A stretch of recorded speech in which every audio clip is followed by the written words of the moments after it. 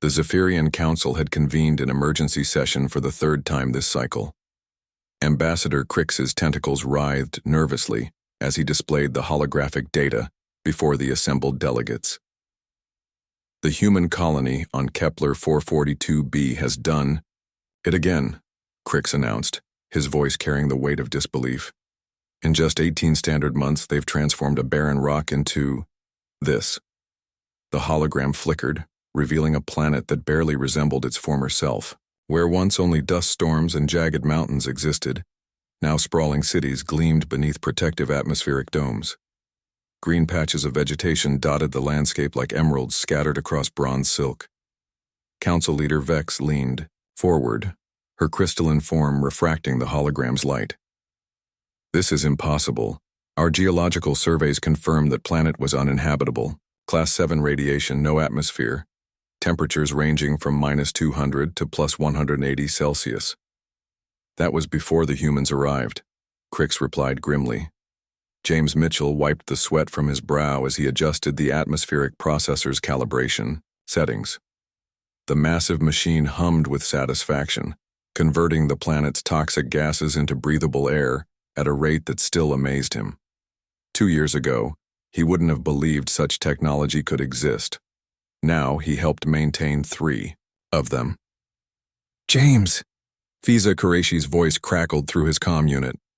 We need you at Sector 7. The mineral extractors are acting up again. James grinned despite the urgency in her voice. Fiza had a gift for understatement. When she said something was acting up, it usually meant half the equipment was on fire, and the other half was somehow defying the laws of physics. On my way, he replied, grabbing his toolkit and heading toward the transport pad. The colony had started with 50 volunteers and a cargo ship full of supplies that any rational species would have deemed insufficient. The Galactic Federation had watched with morbid curiosity, expecting to document another failed human expansion attempt.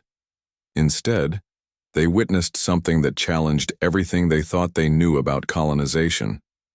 Humans, it seemed, didn't just adapt to hostile environments, they transformed them. Ambassador Crix continued his presentation to the increasingly agitated council. The humans didn't simply build habitable zones. They've created an entirely new ecosystem. They've introduced Earth flora that shouldn't survive in that environment yet somehow thrives. They've established mining operations that extract resources at 400% the efficiency of our best Zephyrian facilities. How? Demanded Counselor Thane, his mechanical voice grinding with frustration. They improvise, Crix said simply. While we follow established protocols and tested methodologies, humans make things up as they go along. And somehow it works. Fiza was indeed understating the situation at Sector 7.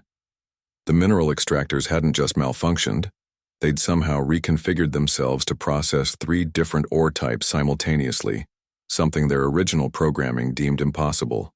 Did you modify the extraction algorithms? James asked, studying the readouts. Not intentionally, Fiza admitted, pulling up the diagnostic screens.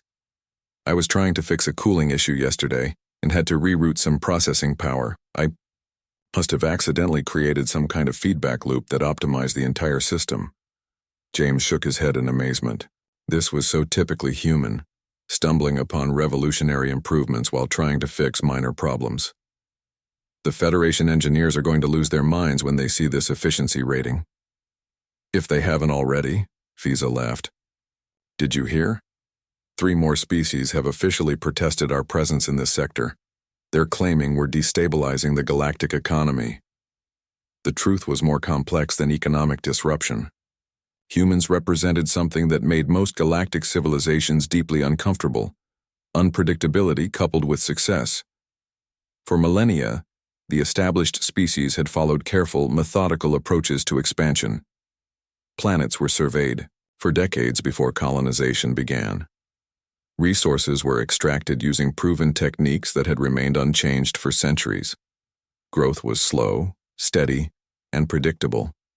Then humans had exploded onto the galactic stage like a supernova. They colonized worlds others deemed uninhabitable.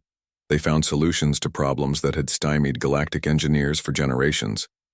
They turned limitations into advantages and obstacles into opportunities. The humans on Kepler 442b have just announced their intention to terraform the entire planet, Crix continued, his tentacles now trembling with what might have been fear or excitement. Not just create habitable zones, terraform the entire world. They estimate completion in 12 standard years. The council chamber fell silent. Terraforming was considered a near-mythical technology, attempted only twice in galactic history, with limited success over millennium-long timescales. 12 years? Councillor Thane's voice had dropped to a whisper. To terraform an entire planet? The preliminary models suggest it's theoretically possible, Crix admitted reluctantly. They're planning to use the planet's core instability, which we considered a fatal flaw, to accelerate tectonic activity and generate a magnetic field. James and Fiza stood on the observation deck of the colony's central hub, watching the sunset paint the artificial sky in shades of orange and pink. The atmospheric processors had been working for months now, and the air outside the domes was finally becoming breathable. Do you think they're right to be afraid of us? Fiza asked quietly. James considered the question. He thought about their colony's impossible success, about the way humans seemed to find solutions where others saw only problems. He thought about their species' relentless drive to push boundaries, to turn the impossible into the inevitable. Maybe, he said finally, but not because we're dangerous.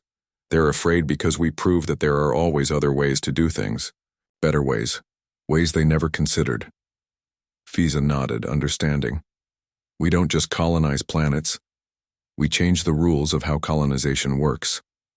As the artificial sunset faded into night, the lights of their impossible city twinkled like stars against the darkness. Somewhere in the galaxy, alien councils debated humanity's unsettling success. But here, on this transformed world, two humans simply went back to work. After all, they had a planet to finish building. And 12 years was a very reasonable deadline.